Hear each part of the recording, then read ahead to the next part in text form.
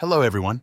In this video, I will show you how to fix PIP is not recognized as an internal or external command. So let's get started. This error often occurs when you try to install a Python library using the PIP command, but your system doesn't recognize PIP. To start, let's verify if you're encountering this error. Open the command prompt by typing CMD in the search bar and hitting enter.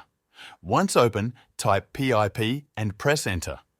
If the error is present, you'll see the message stating PIP is not recognized as an internal or external command. The cause of this error is typically related to your system's environment variables. The system is unable to locate the PIP executable because the path to Python and its scripts folder is not included in the environment variables. To fix this, you'll need to adjust the environment variables. Begin by searching for env in the Windows search bar and click on Edit the System Environment Variables. This will open the System Properties window.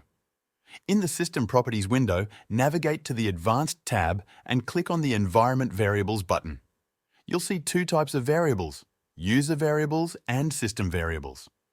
Focus on the system variables to ensure the changes apply globally. Find the variable named path, select it, and click Edit. A list of paths will appear. The absence of the Python path here is the reason for the PIP error.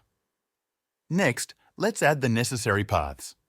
Open your Python installation directory by searching for IDLE in the Start menu, right-clicking on it, and selecting Open File Location. This will take you to the Python shortcuts.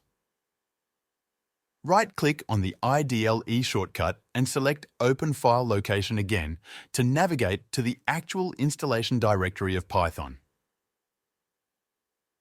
Copy the path of the Python installation folder, go back to the Environment Variables window, click New, and paste the copied path into the list. You also need to add the scripts directory. Inside the Python installation directory, open the scripts folder and copy this path as well. Return to the Environment Variables window, click New again, and paste the path to the scripts folder. After adding both paths, click OK on all the windows to save your changes. Finally, reopen the command prompt and type pip -- version to check if the error has been resolved. If everything was done correctly, you should see the PIP version information displayed, indicating that the system now recognizes the PIP command. You can also simply type PIP to confirm that the command works without any errors.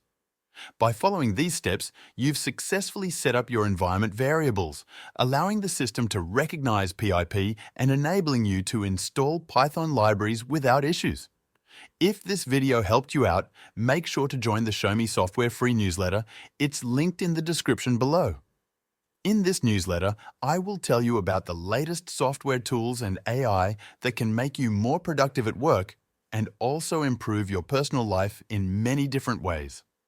You can also reply to these emails with any technical support questions you might have, and I'll do my best to help you out for free. This newsletter is completely free and will always be free. So click the link in the description to sign up.